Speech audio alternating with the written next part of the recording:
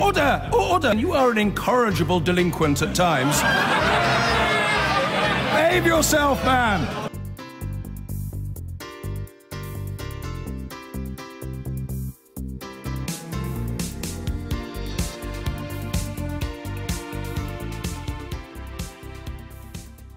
In just over an hour, the Prime Minister will set out how the government plans to safeguard the environment for the next 25 years in what's being seen as a new focus on green issues. One of the key elements of today's speech will be on how we can all reduce our plastic waste. Measures include plastic-free aisles in supermarkets, possible charges for single-use stuff like takeaway containers, the extension of the 5p plastic bag charge to small shops in England, and government funding for plastics innovation. Labour say the proposals are a cynical attempt at rebranding the Tories' image in order to lure and attract young voters. Theresa May is not the only Conservative leader to make promises on the environment. David Cameron promised his government will be the greenest ever. But despite this famous hug a husky moment, he faced quite a lot of criticism for not doing enough. Let's talk to Laura Round from the Conservative think tank Bright Blue. Dustin Benson is from the Green Alliance, which campaigns on environmental policy and has been critical of previous government achievements in the area, and the chair of the Parliamentary Environmental Audit Committee, Labour MP Mary Creagh. Welcome, all of you. Why is Mrs May talking about the environment for the first time?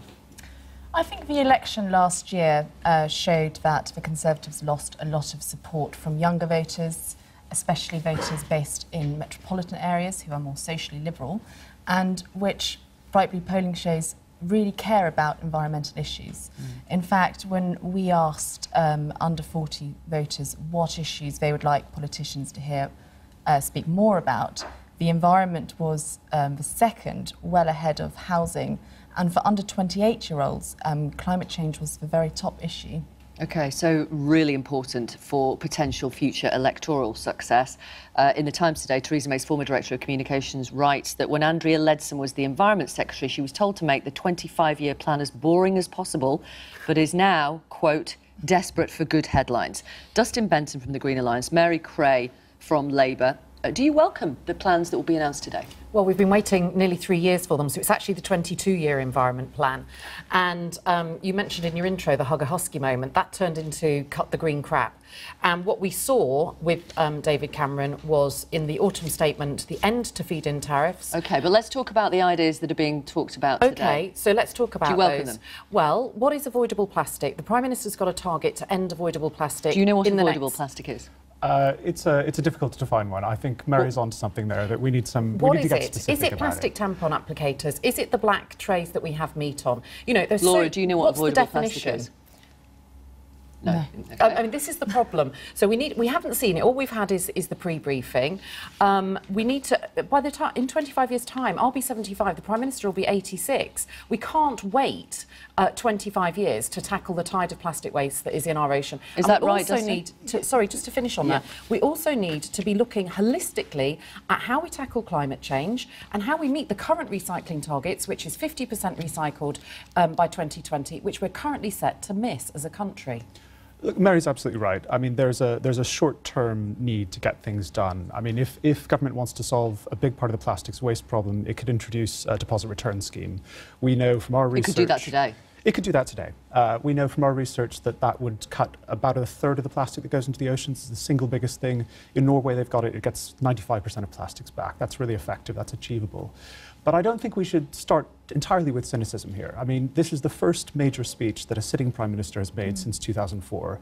And the ambition, we hope, will be really good. So I'm really keen that the Conservative Party has decided that this is in their interest. I'm really keen that the Prime Minister is moving the UK in the right direction. As Mary suggests, the real challenge will be what will this deliver within the lifetime of this set of ministers, within this Parliament, because we don't need to wait 25 years to solve these problems. And those young voters that Mrs May desperately needs, if 25 years really is the target, the run-in time, then they're going to be in their mid-40s, 50s, aren't they?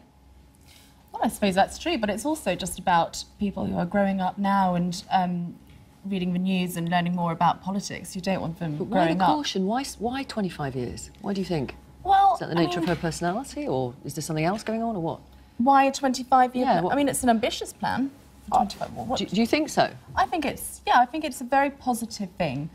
Could it be done in 10 years? Earlier. Could it be done in 15 There years? are things that we need to get done in 10 years, in 5 years, in 2 years. I think the value of having a 25-year plan is it's taken a long time for us to get to the point where we've got 10% of UK species are at risk of extinction. It will take some time to get us out of this, but what we have to make sure we don't do is to wait 25 years to start making a difference. So we could, for example, we could bring forward the 2040 petrol and diesel vehicles ban to 2030.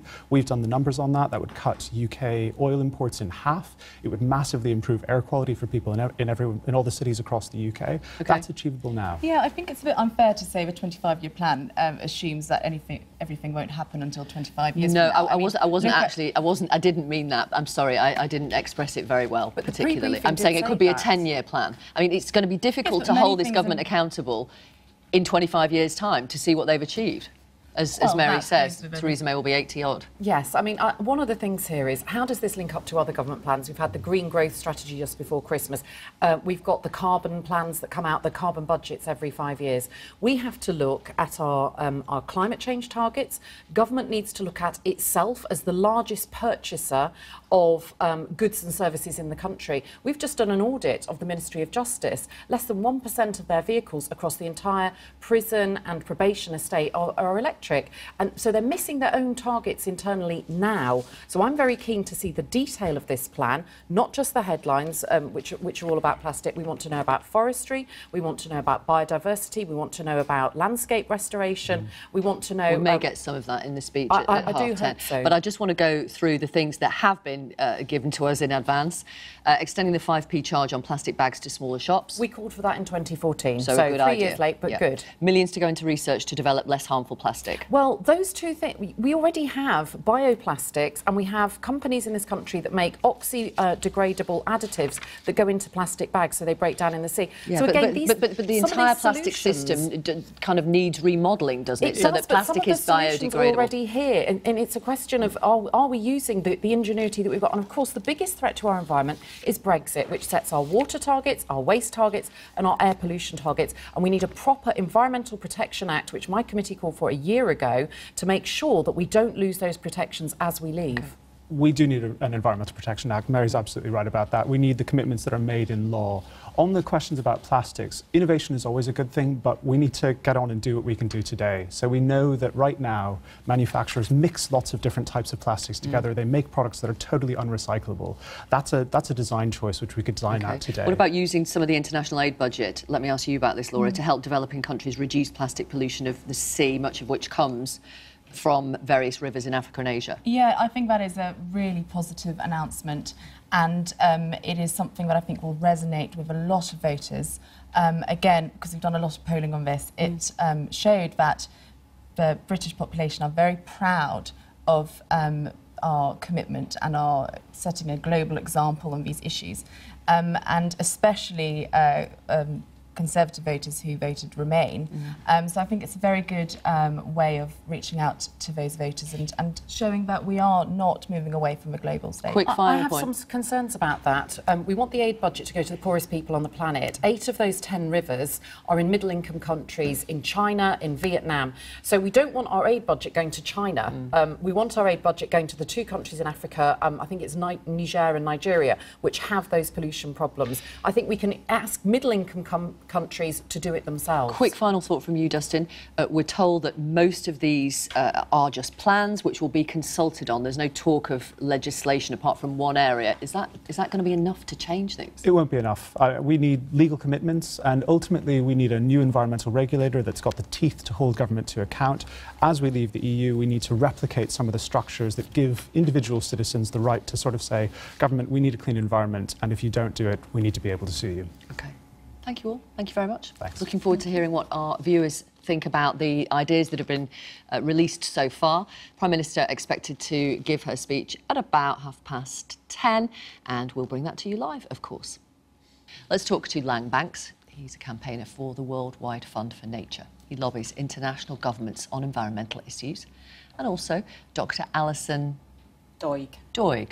I was going to say that, but I thought I would check with you. Christian Aid's Head of Policy. She specialises in climate change. Welcome, both of you. There is one definite in this plan, extending that 5p charge on plastic bags to smaller shops. All the other plans are simply plans for consultation. How is that going to be good for the environment when you look across the world at the problems? I think it's true to say that those plans need to be firmed up, and we need to see more detail, so we're looking forward to that speech. But from what we've heard so far, there are certainly plans where the UK wishes to play a much more leadership role globally, and that's really important. The UK has played a good role historically, whether it comes to tackling climate change, dealing with the illegal wildlife trade, killing and poaching of elephants and rhinos, and also tackling the destruction of the ozone layer. So if the UK is prepared to step forward once more and lead the world on issues, then that's going to be a good thing. Critical to being a global leader, though, is putting your own house in order first. And so that's why what happens here in the UK in that 25-year plan is critical too, and that it gets delivered. Alison Doig, Mrs May is going to talk about using the foreign aid budget to help the performance of developing countries. What do you think about that use of that money? Is that a good use of it? It could be a very, very good use of that money. If it's used to put a ban on waste and a big stick to hit people with in a negative way, just a blockage, that would not be it would not be a sustainable solution. But in fact, it's not a question, do we save the environment, do we deliver development? Actually, both of those can be done very effectively together. An example I would use, I've worked a lot in delivering renewable energies for poor people off the grid. Imagine having no lighting, using a wood stove every day to cook with the pollution in your house. We worked with women in that household to develop solutions for them. We worked with manufacturers in that country to actually build those technologies that they were using, and with entrepreneurs in that country to make markets work to get that technology to the people that need it. So you can create a green economy within a community. So I think similarly with plastics, working to develop solutions for the country and to develop good development, green jobs, green economy, and an environmental solution working together is really where it should be used. If it's used well, I think it can be, a very good part of our overseas development budget. OK. There will be people watching now saying, let's say all the things that Mrs May promises actually come to pass in this 25-year plan. It's a tiny dent in the plastics problem when you look at the problem globally. What do you say to people who feel disheartened or cynical about it? I would say don't. I think you've got to start somewhere. I think we know there's about 8 million tonnes of plastic waste ends up in our seas alone every year. So it's not just a problem that we need to tackle here in the UK. It's a global issue. And that's why countries like the UK, once they take action, need to step up and also coordinate action and encourage action globally as well. It's only through action on, tackling climate change, for example. That's an issue that needs tackled by every country, and so therefore the same with plastics. But you say every country, but we have President Trump rejecting the idea that climate change is even happening. Well, I think on climate change, I think the Paris Agreement, that climate change agreement, is bigger than one country and bigger than one president. And the interesting thing in the US is many states, companies, mayors, cities are stepping up to take the action that's needed to deliver it. No, I would totally. President Trump is isolating himself within the globe. Every single country, Syria, Russia, Saudi Arabia, are joined up to the Paris Agreement. Within the US, you've got we're still in. That is companies, states, cities, all saying we're still going to hold to Paris. He's increasingly being marginalised, and this is a space where actually the UK can step in and step up their leadership and say, actually, Paris is good. Actually, to deliver a safe climate, we need to go this step further. And this year's climate negotiations will offer that opportunity for countries to say, we'll do that a bit more. Okay. And the UK can be in that discussion and actually taking it forward and supporting poorer countries to step up. We actually launched with Canada, the UK, Theresa May did, the Powering Past Coal initiative. That's actually saying the country that started the Industrial Revolution is going to give up coal by 2025. They're doing that with Canada, but they're supporting and partnering with developing countries to help them do the same. And I think that's where the UK can be a really positive force in the global, play that global positive player in the global stage. We eat imported food, of course. We buy imported clothes. How can our government force the people who grow and make those products, often in the developing world, to do it? Well, not force, encourage, coax, work with them to do it in an environmentally friendly way. I think this is a really important point. We understand that the speech is going to contain an ambition to be a global leader in this space, of make sure that it's not just the UK's backyard we're going to be protecting, and that's really important. vast majorities of the food and products and commodities that we use on a daily basis are imported from other countries. So we must make sure that we're not just exporting our environmental damage, whether it's cotton, leather, soy, palm oil, all these things we import. 50% of the fish that we on our supermarket shelves comes from outside of the UK. So yes, we must compel businesses to make sure that they're only taking sustainable commodities, but they also must help the countries and work with the farmers and producers to make sure that they can do that in a sustainable way. But I think it's critical that we in the UK simply don't sit here and say, well, we'll make the UK an oasis of environment when the rest of the world is going to hell in a handcart. All the indicators for the global environment, whether it be species or nature, are all heading in the wrong direction. That's why it's really important this 25-year plan marks the turning point between destroying our planet and starting to restore our planet. Thank you both. Thank you very much for coming in. Lang Banks from the Worldwide Fund for Nature. He lobbies international governments on environmental issues. And Dr. Alison Doig, thank you. Christian Aid's Head of Policy. She specialises in climate change. We're leaving Kelsey MacFarlane there because the Prime Minister is just about to speak about the environment. Here she is. It's wonderful to be here at the Wetland Centre, which is a true oasis in the heart of London. Now, in our election manifesto last year, we made an important pledge to make ours the first generation to leave the natural environment in a better state than we found it. As we leave the European Union, which for decades has controlled some of the most important levers of environmental policy, now is the right time to put the question of how we protect and enhance our natural environment centre stage. And it is a central priority for this government. Our mission is to build a Britain where the next generation can enjoy a better life than the one that went before it. That means tackling the deficit and dealing with our debt so they're not a burden for our children and grandchildren.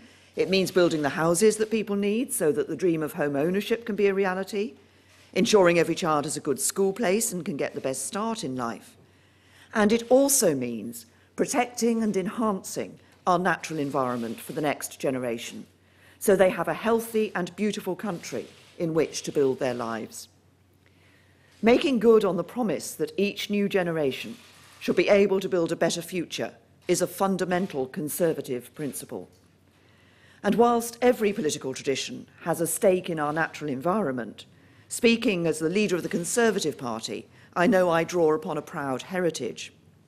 Because conservatism and conservation are natural allies.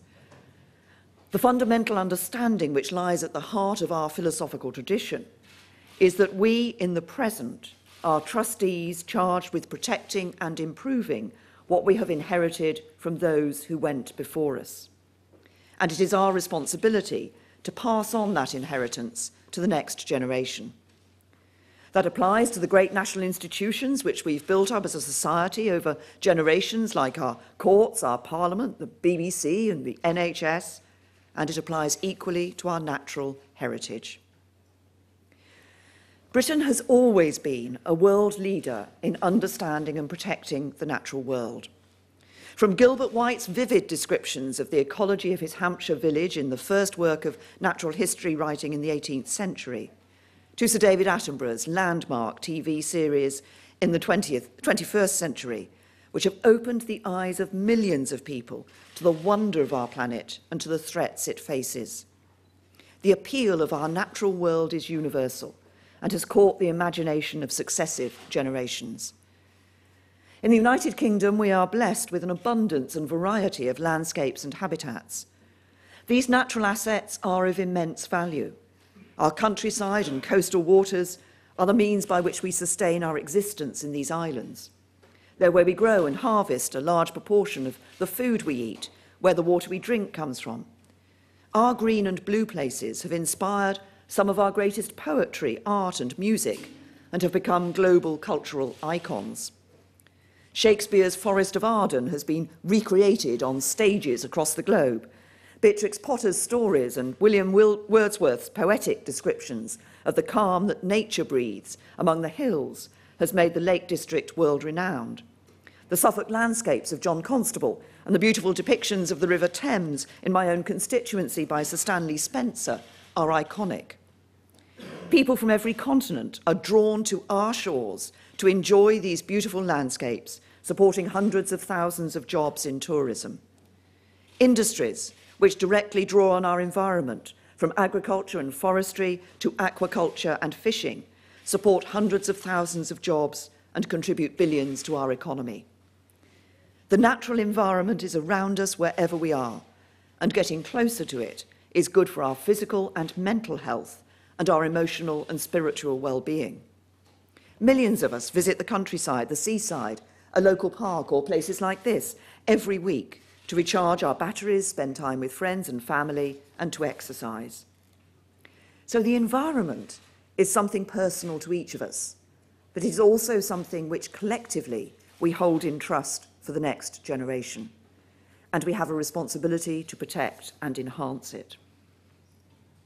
Now, it is sometimes suggested that a belief in a free market economy which pursues the objective of economic growth is not compatible with taking the action necessary to protect and enhance our natural environment, that we need to give up on the very idea of economic growth itself as the price we have to pay for sustainability. Others argue that taking any action to protect and improve our environment harms business and holds back growth. Both are wrong. They present a false choice which I entirely reject. A free market economy operating under the right rules, regulations and incentives, delivering sustainable economic growth, is the single greatest agent of collective human progress we have ever known.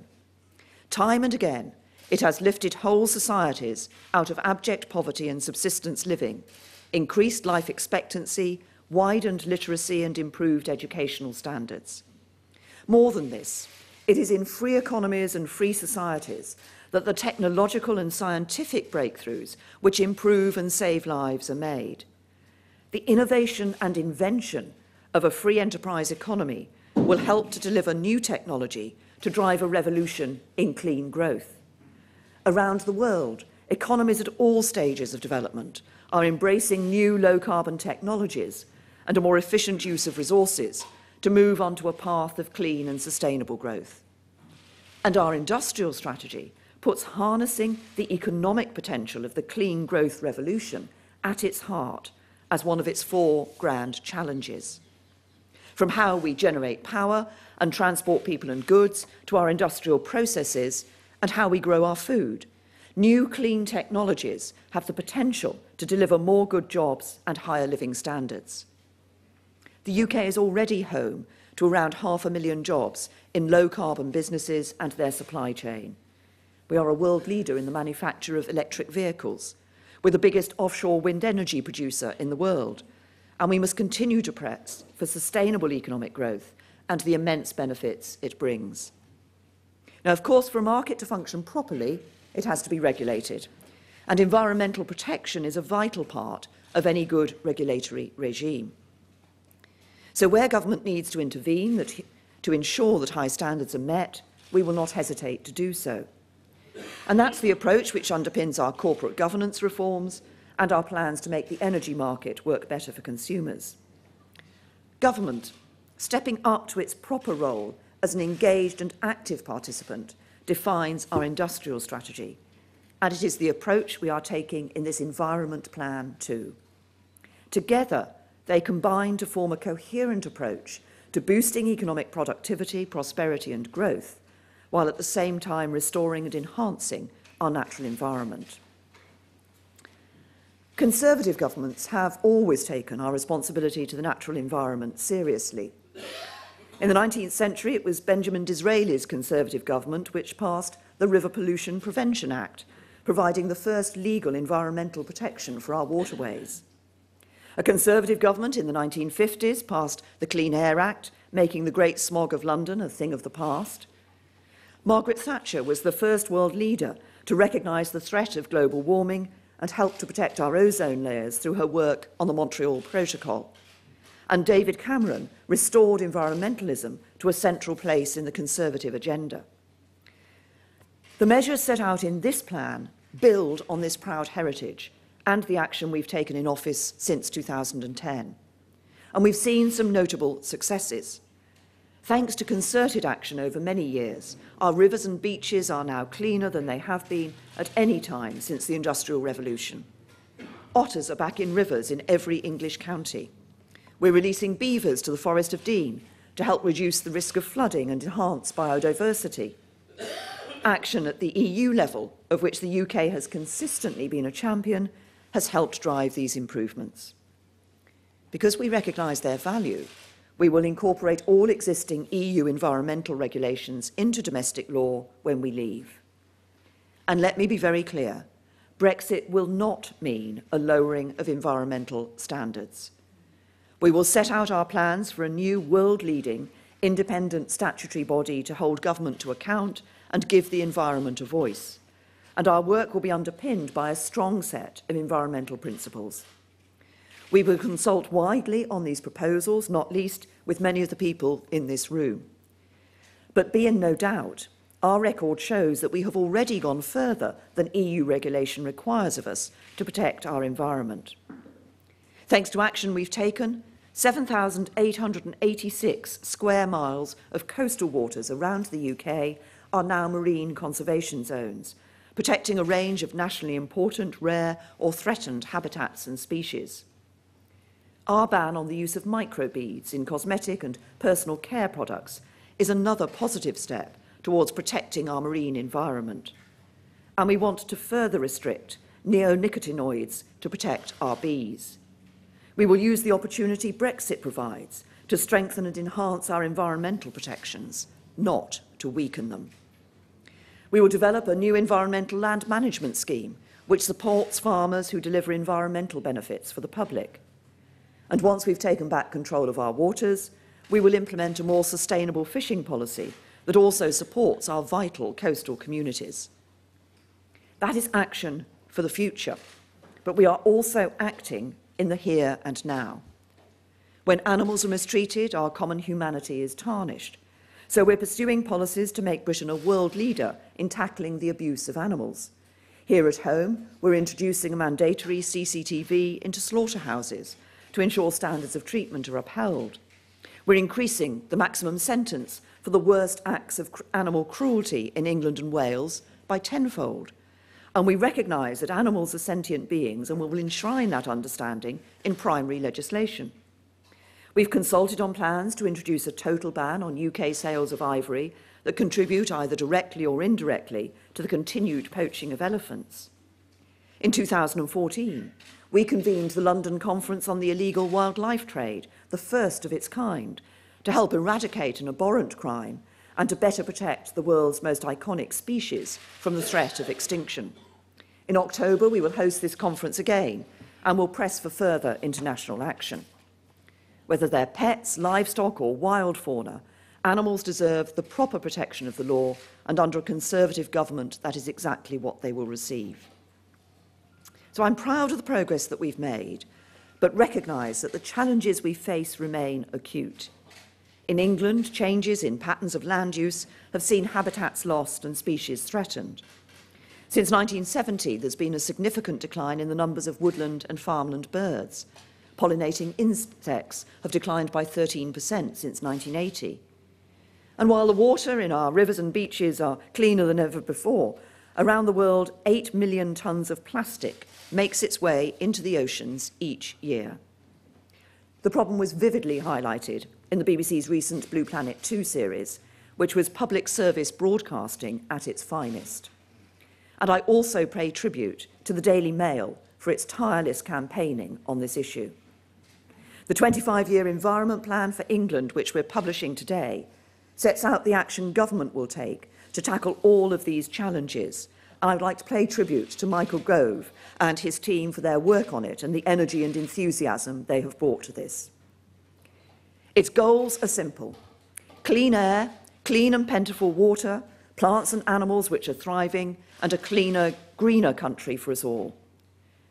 These are all valuable in themselves, but together they add up to something truly profound: a better world for each of us to live in and a better future for the next generation.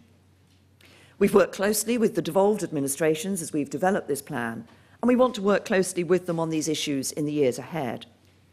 This is a plan for the long term. As our environment changes, our plan will be updated to ensure we are continuing to deliver on our commitment to deliver a healthy natural environment.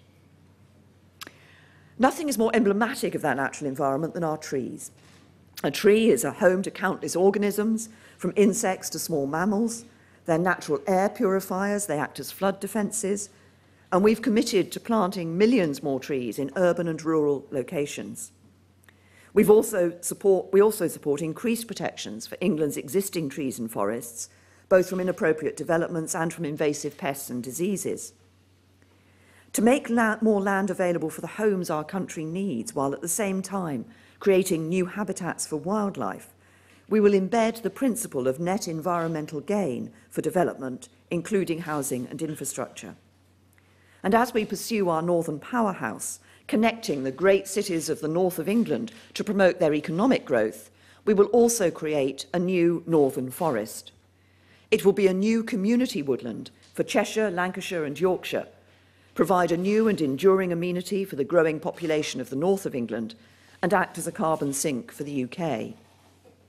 Decades from now, children as yet unborn will be exploring this forest, playing under the shade of its trees, and learning about our natural world from its flora and fauna. But today, more than 1 in 10 young people do not spend time in the countryside or in large urban green spaces, meaning they're denied the benefits which spending time outdoors in the natural environment brings. These young people are disproportionately from more deprived backgrounds, and their effective exclusion from our countryside represents a social injustice which I'm determined to tackle. The National Park authorities already engage directly with over 60,000 young people a year in school visits, and they will now double this figure to ensure that even more young people can learn about our most precious environments. I've seen for myself this morning the excitement and enthusiasm of children here learning about these wetlands and the birds that inhabit them. And to help more children lead happy and healthy lives, we will launch a new nature-friendly schools programme. Targeting schools in disadvantaged areas first, it will create improved school grounds which allow young people to learn about the natural world. It doesn't have to be big, difficult or expensive. It could be planting a garden, growing a vegetable patch, or setting up a bird feeder.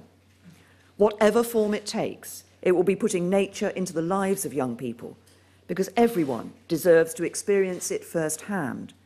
And this work with schools will be supported by £10 million of investment. Now, we look back in horror at some of the damage done to our environment in the past and wonder how anyone could have thought of that. For example, dumping toxic chemicals untreated into rivers. How could anyone have ever thought that was the right thing to do? In years to come, I think people will be shocked at how today we allow so much plastic to be produced needlessly. In the UK alone, the amount of single-use plastic wasted every year would fill 1,000 Royal Albert Halls. This plastic is ingested by dozens of species of marine animals and over 100 species of seabirds, causing immense suffering to individual creatures and degrading vital habitats.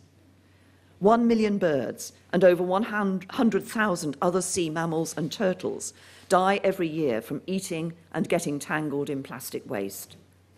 This truly is one of the great environmental scourges of our time. Today, I can confirm that the UK will demonstrate global leadership. We must reduce the demand for plastic, reduce the number of plastics in circulation, and improve our recycling rates. So we will take action at every stage of the production and consumption of plastic. As it is produced, we will encourage manufacturers to take responsibility for the impacts of their products and rationalise the number of different types of plastic they use.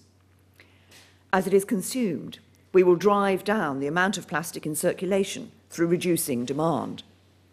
Government will lead the way by removing all consumer single-use plastic in central government offices, and I want to see other large organisations commit to doing the same. Supermarkets also need to do much more to cut down on unnecessary plastic packaging, so we will work with them to explore introducing plastic-free aisles where all the food is sold loose. And we will make it easier for people to recycle their plastics so less of it ends up in landfills or in our waterways. But I want us to go a step further. We've seen a powerful example over the last couple of years of the difference which a relatively simple policy can make for our environment. In 2015, we started asking shoppers to pay a 5p charge for using a plastic bag. As a direct consequence, we have used 9 billion fewer of them since the charge was introduced. This means the marine life around the shores of the UK is safer, our local communities are cleaner, and fewer plastic bags are ending up in landfill sites. And this success should inspire us. It shows the difference we can make, and it demonstrates that the public is willing to play its part to protect our environment. So to help achieve our goal of eliminating all avoidable plastic waste, we will extend the 5p plastic bag charge to all retailers to further reduce usage. And next month, we will launch a call for evidence on taxes or charges on single-use plastics. We will also use the UK's international influence to drive positive change around the world. When we host the Commonwealth Heads of Government meeting in April, we will put the sustainable development of our oceans firmly on the agenda. We will work with our partners to create a Commonwealth Blue Charter and push for strong action to reduce plastic waste in the oceans. And we will direct our development spending to help developing nations reduce plastic waste, increase our own marine protected areas at home, and establish new blue belt protections in our overseas territories. So I want the Britain of the future to be a truly global Britain, which is a force for good in the world, steadfast in upholding our values, not least our fierce commitment to protecting the natural environment. And you can see that commitment in our work on climate change. Since 2012, the carbon intensity of UK electricity has fallen by more than twice that of any other major economy. In 2016, the UK succeeded in decarbonising at a faster rate than any other G20 country. And last April, the UK had its first full day without any coal-fired electricity since the 1880s. We are supporting the world's poorest as they face up to the effects of rising seawaters and the extreme weather events associated with climate change. Last month, I attended the One Planet Summit in Paris, where I announced new support for countries in the Caribbean, Asia and Africa to help them build resilience against natural disasters and climate extremes. We will continue to lead the world in delivering on our commitments to the planet, from fulfilling the environmental aspects of the UN Sustainable Development Goals to complying with the Paris Climate Agreement. Our clean growth strategy set out our commitment to phase out unabated coal-fired electricity by 2025, and through the Power Past Coal Alliance, which the UK established with Canada, we are encouraging other countries to do the same. 26 nations have already joined the alliance, and I will carry on pressing others to join too. We can be proud of our success in facing up to the reality of climate change. But as the plan we're publishing today demonstrates, we're not complacent about the action needed to sustain that success in the future. And we're not complacent about the action we need to take here in the UK to improve the quality of the air in our towns and cities. Since 2010, air quality has improved and will continue to improve as a result of the action we're taking, but I know there's more to do. That's why we've committed £3.5 billion to support measures to improve air quality. We're investing in electric vehicle infrastructure and new charging technologies, supporting the rollout of low-carbon buses and expanding cycling and walking infrastructure. In July, we published our plan to tackle traffic pollution, and we will end the sale of new conventional petrol and diesel cars by 2040. In the last budget, we announced a £220 million Clean Air Fund, paid for by tax changes to company car tax and vehicle excise duty on new diesel cars. This year, we will set out how government will support the transition to almost all cars and vans being zero-emission vehicles by 2050.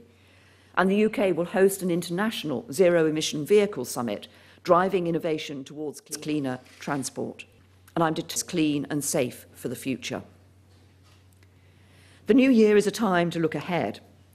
The UK is making good progress in our discussions on EU withdrawal, and I'm determined that we will keep up that progress in 2018. We're pursuing a modern industrial strategy which will help promote sustainable growth in our economy and deliver greater prosperity across the country. We're improving standards in schools, investing in our National Health Service and helping more people to own their own homes. And in our comprehensive 25-year environment plan, we're setting out how we will protect and renew our natural inheritance for the next generation, how we will make our air and water cleaner and our natural habitats more diverse and healthy, how we will create a better world for ourselves and our children.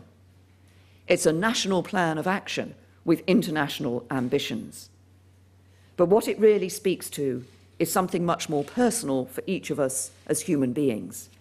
That is the impulse to care for and nurture our own surroundings, to protect what is vulnerable and precious, to safeguard and improve on our inheritance so we can pass on something of value and significance to those who come after us. It's what Roger Scruton has described as the goal towards which serious environmentalism and serious conservatism both point, namely home, the place where we are and that we share, the place that defines us, that we hold in trust for our descendants, and that we don't want to spoil. Our goal is a healthy and beautiful natural environment which we can all enjoy and which we can be proud to pass on to the next generation. And this plan is how we will achieve it. Thank you.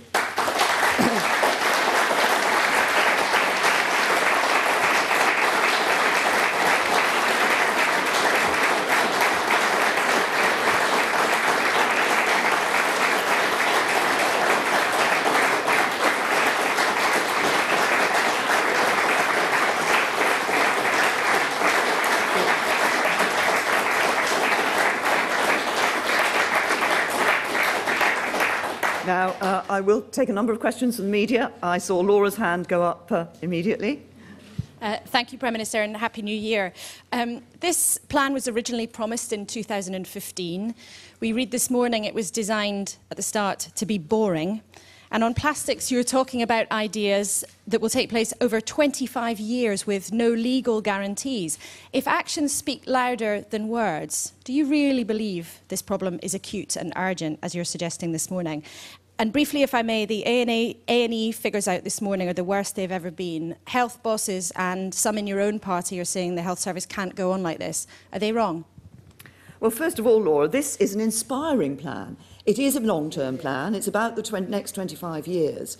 But it's a plan, I think, which speaks to everybody who has an interest in our environment, everybody who wants to ensure that future generations are able to enjoy a beautiful environment and a beautiful place in which to live. And that's what this plan is about. And you say, what about the here and now? Well, I've given you a couple of examples in the speech of the here and now. We've legislated on microbeads. That is now coming into action. And that's a very important step that we've taken. But just look at what's happened since 2015, as I said, on plastic bags. 9 billion fewer plastic bags being used as a result of that simple measure to introduce that 5p charge. As I've said, I think we can go further, and that's what we will be doing. So what this 25-year plan does is it sets out actions that we'll be taking here and now, but also sets a trajectory for the future. But it is about inspiring a new generation and ensuring there's a better future and a better countryside and a better environment here for that new generation. On the National Health Service, as we know, every year in winter, the National Health Service comes under additional pressure. And we've seen the extra pressures that the NHS has come under this year. One of the issues which determines the extent of that pressure, of course, is flu. And we have seen in recent days an increase in the number of people presenting at accident and emergency from flu. And the NHS today has launched their national flu campaign. And I would encourage people to act on the advice that the NHS is giving, and also encourage NHS staff who haven't had the flu vaccine yet to have that vaccine. We have put more funding into the NHS for these winter pressures. We're putting more funding into the NHS overall. But in terms of these winter pressures that we see the NHS under, there have been a number of measures that we've taken that have helped. For example, for the first time ever, urgent GP appointments being available throughout the Christmas period. That was a decision taken to improve the service for people, but also to ensure that the NHS had that better capacity to deal with these winter pressures. Faisal. Thanks, Prime Minister. Faisal from Sky News. Why does the bulk of the immediate changes in this plan refer to changes to consumer behaviour, incentivising that, rather than compelling changes for producers and manufacturers? And on the issue of Brexit, the Mayor of London has issued an impact study saying that there'll be a 3% hit to GDP. Do you agree or disagree with that? And why haven't you produced your own impact assessments? Well, first of all, can I also congratulate Sky, because I think you've been running campaigns on plastic use, and I think that your working environments you've already banned single-use plastic from your working environment, so well done to Sky for that. But this is about everybody playing their part in the environment. It isn't about any one group of people or one type of organisation doing something. It's about everybody doing something. So individuals can recycle more, and can be more careful about the plastics that they're using. Businesses can have an impact on the use of plastic in their environments. Supermarkets I referred to in the plan as well. But one of the other things we want to do, as I've said, with part of our industrial strategy is about technological change for the future. One of the other things we want to do is to see us using research and development funding to be able to see businesses actually developing, looking at plastics and new products that can be used in the future, so that we see manufacturers, we see businesses playing their part as well. And of course, government plays its part. We've already, I've talked about regulation and legislation. So it's about all of us. Everybody has a role to play in ensuring we're improving our environment for the next generation. On the Brexit issue, I understand, I haven't seen the details of the Mayor of London's report, but I understand he's published some figures relating to various types of scenario. I think the figure you referred to was his no-deal scenario. What we are doing is working for the best deal for the British people for Brexit.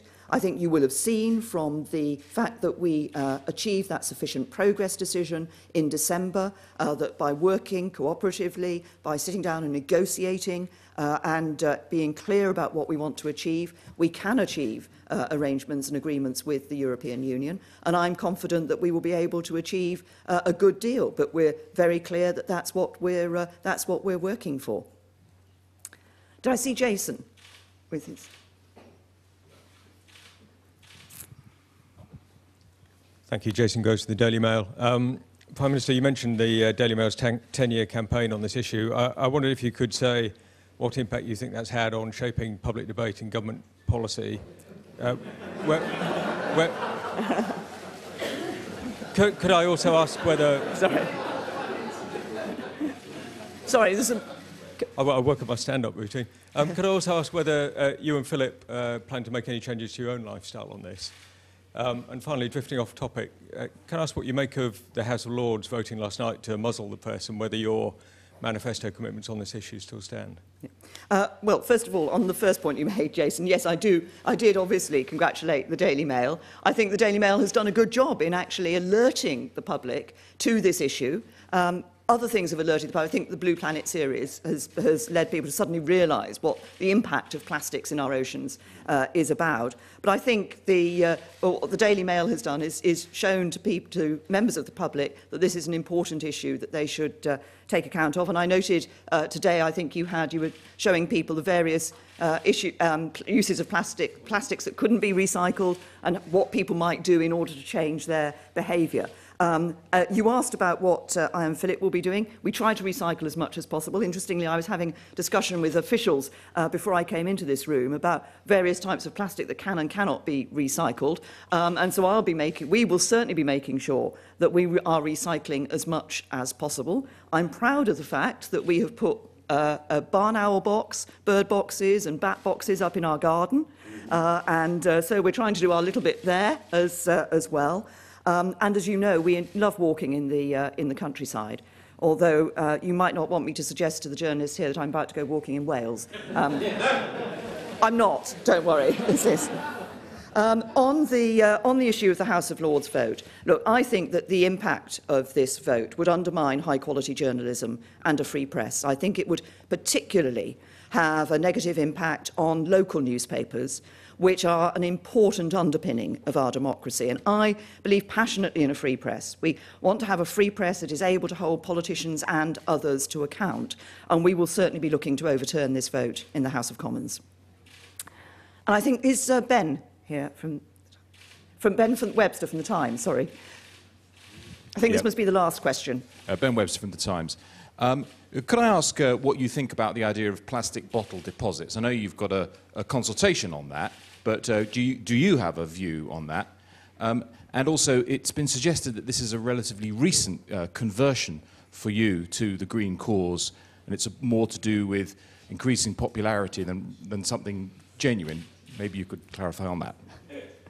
No, well, I've just talked about some of the things I actually do in my own life to try to contribute to the future of our environment. And indeed, this is an issue that I had looked at previously. I've been a Shadow Environment Secretary as well, so this is not something that is new to me. On the issue of plastic bottle deposits, I mean, the point is what we're looking at is what actually is the best way. Is it about encouraging people to recycle more, or is it to reuse through that plastic, that deposit? So we want to look at the evidence, basically, of what works. Now, I'm old enough to remember the days when, in my youth, Corona bottles had, you always took it back. Now, that was glass, not plastic, but you took it back and you got your, I think it was sixpence at the time, which just shows how old those of you like me, who are nodding sagely in the audience are.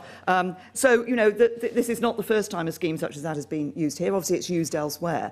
But I think the important question is, let's look at the evidence. Let's see what is going to have the greatest impact. Thank you.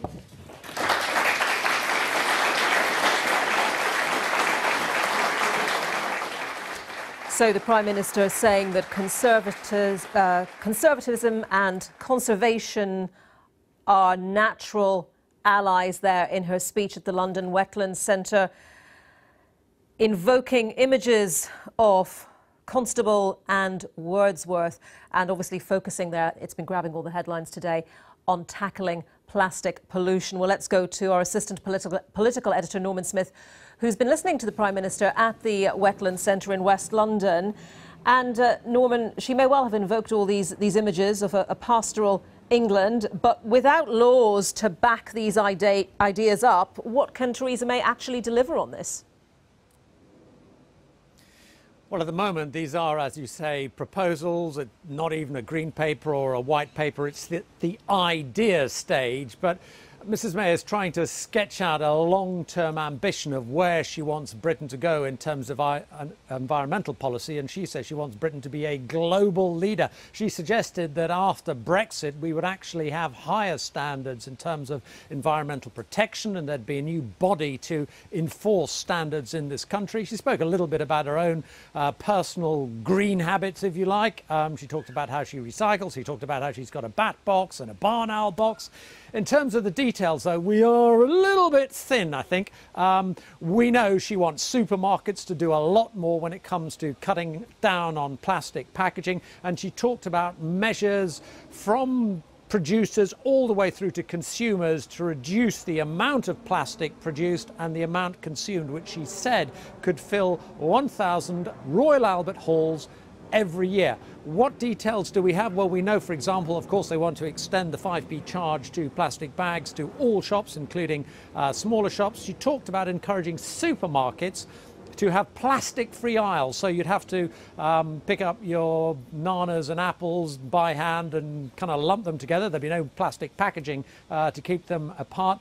She talked too about more money to look at plastic innovation, and she mooted the idea of charges, taxes, to try and bear down on producers and consumers from using too much plastic. Theresa May then has described plastic waste as one of the greatest environmental scourges of our time. In a speech earlier, she pledged to eliminate all avoidable plastic waste within 25 years, as well as confirming plans to extend the 5p plastic bag charge to all retailers in England. Has the Prime Minister promised to do enough? Can she deliver enough? Joining us from Westminster, Caroline Lucas, co-leader of the Green Party and a member of the Environmental Audit Committee. Caroline Lucas, welcome to you. Thank you. What do you make of these plans? Well, there are a few small steps in the right direction. There's a lot of nice words about consulting and discussing and exploring, but sadly there's a shortage of real firm action. So I think many of us were hoping to see in this plan today a commitment for an Environment Act, in other words, a concrete piece of legislation that would turn these aspirations into real facts. I think as well that without having that security of knowing that those plans are there in law, there's going to be more fuel to the fears that this is about detoxifying the Tory brand rather than being about the environment. Don't forget, it's not that long ago since we had David Cameron hugging his huskies back in 2006. Yeah. A few years later, he was in government as Prime Minister, and then rather than hugging huskies, he was culling badgers and talking about getting rid of green crap. So, you know, I think a bit of healthy scepticism is right. This is a new Prime Minister, and until she demonstrates otherwise, we have to take her at her word, don't we? I mean, there are specifics. There are specifics in there. I mean, I mentioned the 5p charge for plastic bags, but the government's, we're told, Michael Gove is reflecting, that's the word that's used, reflecting on a 25p charge for disposable cups. I mean, it reminds us, doesn't it, as he reflects on it, that there is a fine calibration for politicians. I mean, for some people, paying an extra 25p for a morning latte is a small price to pay to reduce the number of single-use plastics ending up in our oceans. For others, it would be too much. Well, on the plastic bag charge, let's not forget that the reason the government did that was because an EU directive basically forced them into it. So this isn't necessarily a government acting out of its own sheer love of the environment. On the 25 pence levy on the coffee cups, of course, the purpose of doing that is to persuade people to bring their own cups. And I'm a recent convert now to the kind of collapsible, reusable cup that you can put back in your handbag without getting coffee all over the rest of your things. So those alternatives exist, and that's exactly the purpose, of course, for the plastic bag tax. It wasn't a fundraising measure. It was a measure to try to shift behaviour, and it did it very well. Over 80% fewer bags are now being used as a result of that 5 pence tax than was the case before. So these kinds of incentives are there to shift behaviour. What I think we needed to see in this plan was more urgent action. We talk about eliminating unnecessary plastic by 2042. That is 25 years away. You know, we need much faster action than that. And although it's good that clearly ministers have been watching Blue Planet and have been, you know, shocked as the rest of us have, looking at the impact of plastic on marine animals, the truth of it is that climate change actually is even a bigger threat through warming oceans, through bleaching corals and so forth. And on that, the government is signally silent. And indeed, in the next few days, we're expecting them to give the green light to a whole new fracking industry. So there is not a joined-up approach here.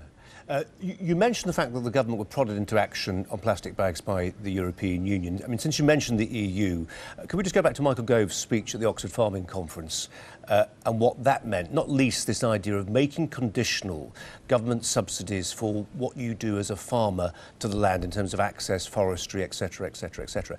Now, the latitude to do that is something that we can do because we are free of EU regulations which, under the Common Agricultural Policy, mean that you are simply paid lots of money and you can do pretty much whatever you like with your land. I mean, you are obviously somebody who opposes Brexit, but you can see how perhaps Michael Gove's hands are less tied than they might be apropos farmers. I'm sorry, but I just don't buy that at all. Even under the existing Common Agricultural Policy, which thankfully has undergone some fairly major reform recently, under that existing EU policy, individual governments are allowed to basically shift money away from just general subsidy to rewarding farmers for environmental public goods. They're already allowed to do that under EU law. Our government has chosen not to do that to the extent that is possible, even under EU law. So I think it's just a leap of faith and you know, I think frankly we're having the wool pulled over our eyes. If we believe that genuinely as soon as we leave the EU we're going to do things that we're perfectly at liberty to do now but which this government has chosen not to do. So I think we need to have a hard look at the facts and not be too taken in by the silky words of Michael Gove. It is a fact that we sign over £13 billion every year in foreign aid. The government's floating the idea that we ought to use that as a lever to make sure that high-polluting countries, if they want the candy, have to face some obligations as well. Yeah, I don't much like the framing of that. I mean, clearly, if we're giving aid, that aid ought to be going to projects which will support sustainable development. In other words, that will help shift those countries to both a fairer and a greener way forward. And right now, there's plenty of examples of aid going to fossil fuels, for example, and actually locking countries into unsustainable practices. So yes, of course, greener use of aid is much better than the contrary. I think a lot of our aid budget, frankly, is in recompense for the fact that for generations we have been active in those countries in quite a negative way. So we have quite a bit of reparation to do with our aid budget, as well as using it with the conditions that you describe. Caroline Lucas, thanks very much. Thank you. Thoughts now of Joseph Dutton, policy advisor at the climate change think tank E3G. Good to talk to you, Mr. Dutton. Well, let's talk first of all about the timescale on this. A full quarter of a century, an awful lot of damage can be done to the environment in that time. Do you think there's a lack of urgency about these plans, first of all? Yeah, I'd agree with you. I think the plan was billed as setting out what we're going to do for the coming 25 years, when in actual fact the detail in the plan says that this is something that's not going to come into effect until 25 years from now. By then there's a lot more waste that will be created, and it's really unclear how it will be implemented. The wording talks about unavoidable waste. That's very open to different interpretation, and I think there's not much clarity on that. Yeah, I mean, and there's a lot more going on in the environment in terms of the damage that humanity is causing to it than just plastics. I mean, there seem to be huge areas left out there, and I'm thinking in particular air quality and things like that, which the UK has been heavily criticised for. The focus on plastics in this plan is well timed. There's obviously quite high-profile media campaigns going on around plastics in the oceans. But you're right, there's glaring errors. For example, climate change, which is the biggest danger facing our natural environment. It's a 151-page document, this plan, and climate change is given 1 page, and it's not even a full page. This government is facing legal action over air pollution, it's refusing to support onshore wind, and it's also given financial support to oil and gas in the previous budget, and there's still the big issue around what's going to happen with fracking. So while it should be welcomed that there's an environmental plan in place, it is a plan, it's not a strategy, it's not a white paper, and the government's giving very mixed signals, and the most concrete things that it has done in terms of policy are not in line with protecting our environment. And given this is an announcement from the very top of government, would you like to see a bit more stick involved here in terms of plans for legislation to make these things happen? Yeah, I think the timing is crucial here. Environmental things and climate change are really big within the ages of voters where the Conservatives have struggled to attract support. So Jeremy Corbyn's done very well with the younger voters and has quite a strong environmental line, and the Conservatives have struggled with that, and this has been billed as a greenwashing of Theresa May and of the Conservative government, and I think that's quite a deliberate tactic by putting herself in the report and the speech today, and also Michael Gove as well. It shows that they're really throwing their weight behind appearing to be more environmentally friendly. So I mean, you do believe, I mean, you've just said it, that there's a degree of political calculation, indeed cynicism in this? Well, I think it's politics over policy. As I say, the timing around the campaigns that we've seen with Sky, for example, and the BBC documentaries on ocean waste, the timing there is crucial, and there was a series of announcements that came out over the last couple of months about tackling waste with the latte levy and the receiving money for returning bottles, which were great for headlines, were great for building support, but weren't in this plan. So they've mysteriously been left out, despite being things that would really make a difference. But just lastly, I mean, the Prime Minister's right, though, isn't she, about, you know, when she talked about young people and getting them in contact with the natural world? Because one thinks about, let's say, for instance, the packaging of vegetables in our country compared to our European neighbours. It's pretty alien to people in France and Spain and Italy to see these local vegetables all wrapped up in plastic. That's because there's more contact there with the environment. I mean, I think the wrapping of vegetables in plastic, this is where the definition of what's avoidable and unavoidable is going to be crucial. There's been some stories recently about some ridiculous plastic wrapping on vegetables that's completely unnecessary. So this will be crucial in terms of moving forward. But the wider aspect of people engaging with the natural environment is really important. But if we look back over to last year, the proposed budget cuts to Nature England, the part of DEFRA that looks after protected environments and species. If these kind of organisations are having their budget and their resources cut, they're not going to be able to protect the natural environment how we should, and that's going to have an impact in terms of how people engage with it around them. Talking to you, Mr Dutton, thank you very much indeed for your thoughts. Joseph, thank you. Dutton there. But Laura, we're talking about the NHS, but what ministers really wanted to focus on today was the environment. Absolutely. It was in 2015 that the Tories promised a grand vision for the environment that would look ahead to the next 25 years. But it was only today that that plan finally emerged. But no mistake, this is a big new priority for the government. They say they've always cared about the environment, but now it is at the top of the list. And the headline from the Prime Minister today was a crackdown on using plastic, and she went off to make her first big speech of the year to try to polish her green credentials. What do you think I should vote for? Yes. A grand vision we were promised, a plan to look after the spaces around us for years to come, and the Prime Minister trying to spot political opportunity too. The environment is something personal to each of us, but it is also something which collectively we hold in trust for the next generation. And we have a responsibility to protect and enhance it. Top of the list, cleaning up plastics that harm wildlife on land and sea. More charges for plastic bags, possible taxes on containers, encouraging shops to use less. But over time, a long time, with no new law to underline the change. In years to come, I think people will be shocked at how today we allow so much plastic to be produced needlessly. This truly is one of the great environmental scourges of our time. So we will take action at every stage of the production and consumption of plastic. So you're talking about ideas that will take place over 25 years with no legal guarantees. If actions speak louder than words, do you really believe this problem is acute and urgent? This is an inspiring plan. It is a long-term plan. It's about the next 25 years.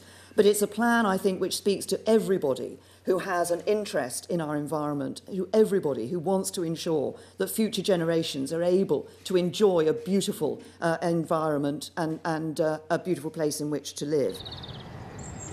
Looking on, alongside the white-faced whistling ducks, Green campaigners pleased there is a plan, but not quite convinced that a government that also believes in fracking and building high-speed rail really means it. The problem about talking about a 25-year plan right now, in the absence of hard measures about what they're going to do here and now, is this is a government where most commentators are questioning whether it's even going to last 25 months or possibly even 25 days. What we need is to know what are the actions that are going to happen here and now in 2018 to make a difference. Theresa May says that conservation and conservatism have always gone hand in hand. But this isn't just about principles or policy or this new environment plan. It's also about politics and how the Tories fell back at the general election. Anxious that millions of younger voters turn to Labour then, the Tories have tried to detox their image with those groups, greening their credentials, banning microbeads, plans to end the sale of ivory. What does Labour make of the plastics plan? 25 years is far too long. The plastic culture has to be challenged, the throwaway society culture has to be challenged, and the pollution of our rivers and our seas by plastic waste is absolutely dreadful. The Prime Minister believes, though, her promise is the right one to make.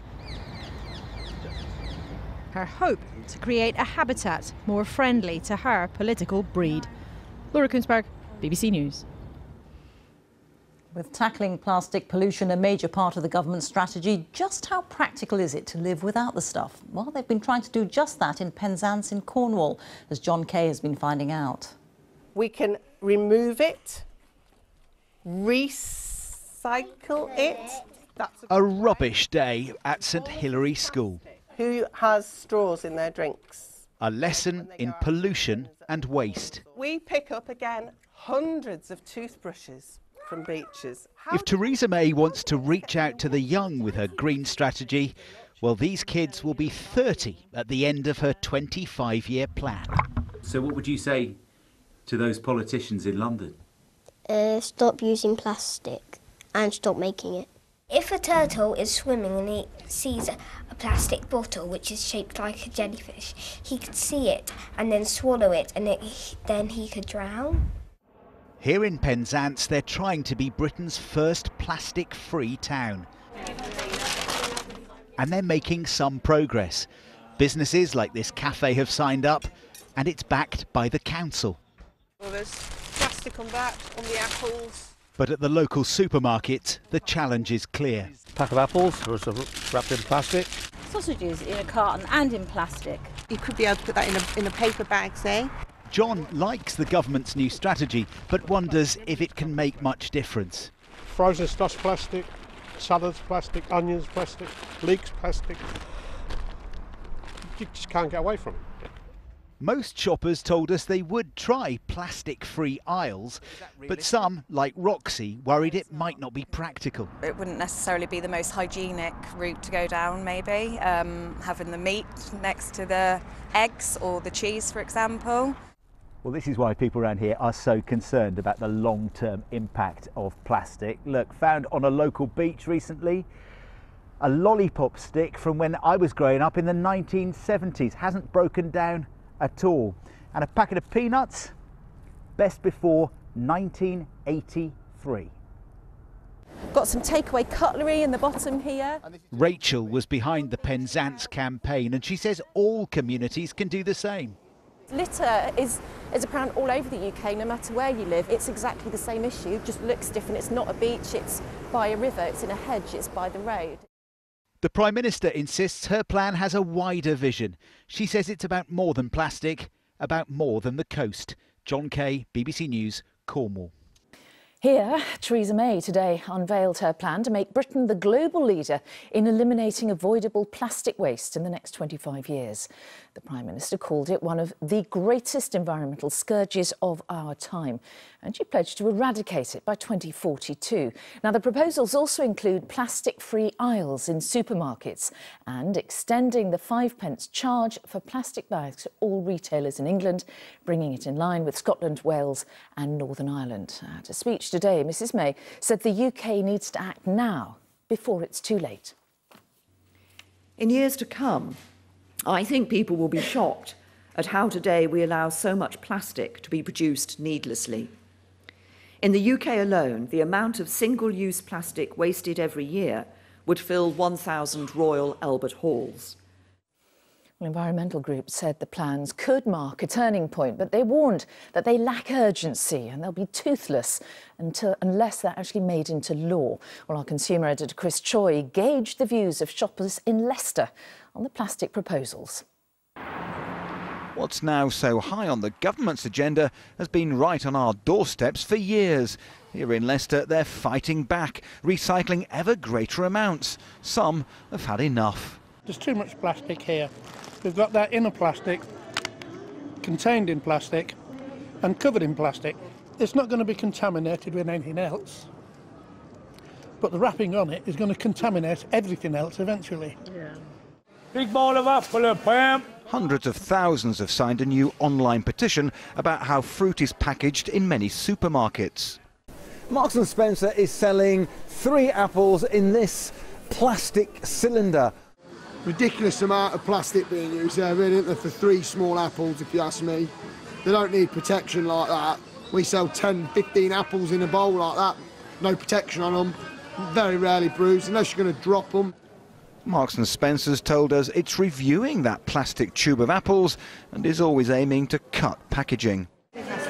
But even for market traders, that's harder than it sounds. Why would this lettuce need to be wrapped in plastic? Isn't this your store? This is my store. Well, why have you got the plastic there then? That's what it comes in. I have no choice. Just look at this example. A coconut comes with its own natural biodegradable shell.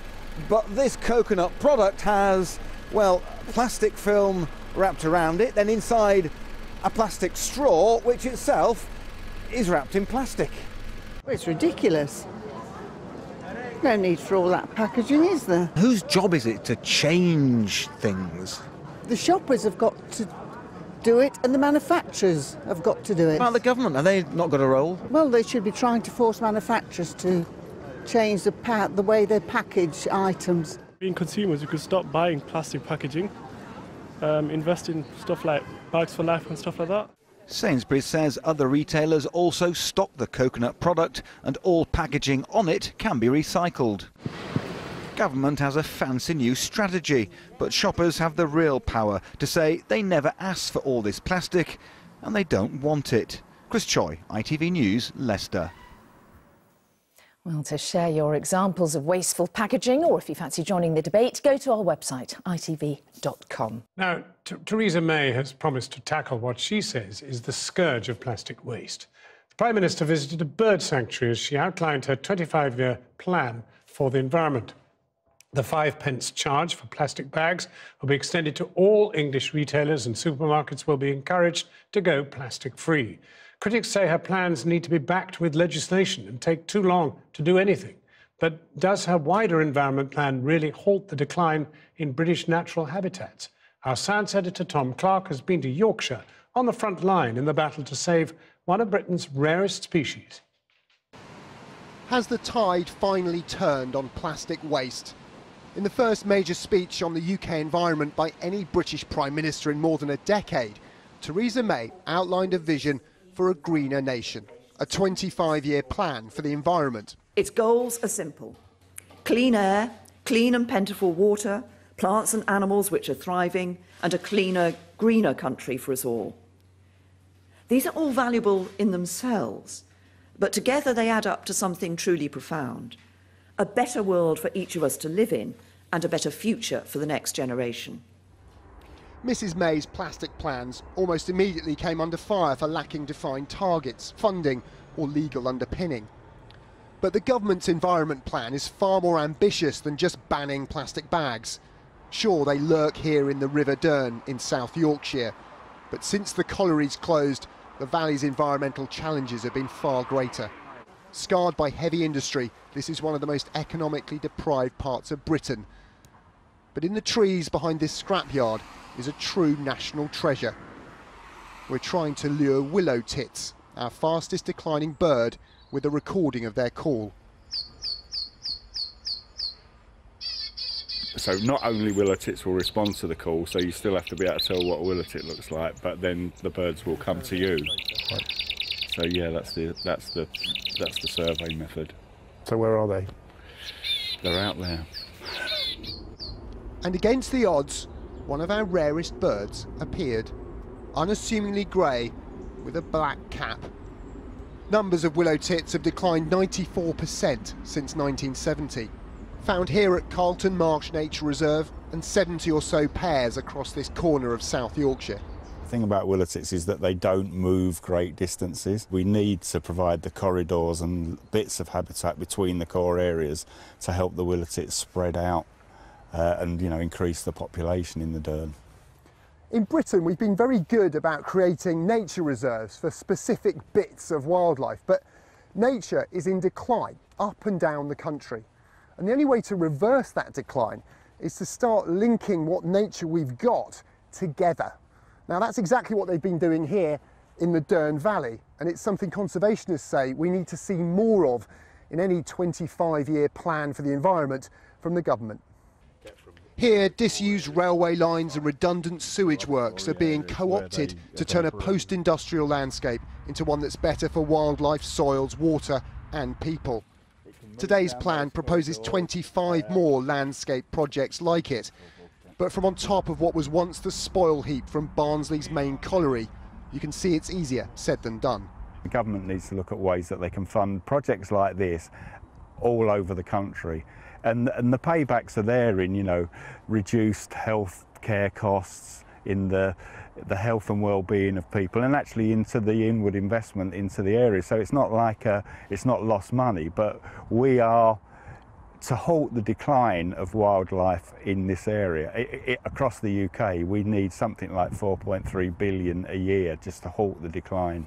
Conservationists were delighted with the ambition of today's announcement, but are waiting to see how the government expects to deliver on it. The ultimate test, of course, will be whether some of our most threatened species, like willow tit or turtle dove, are still here in 25 years' time, because they're at real risk of extinction.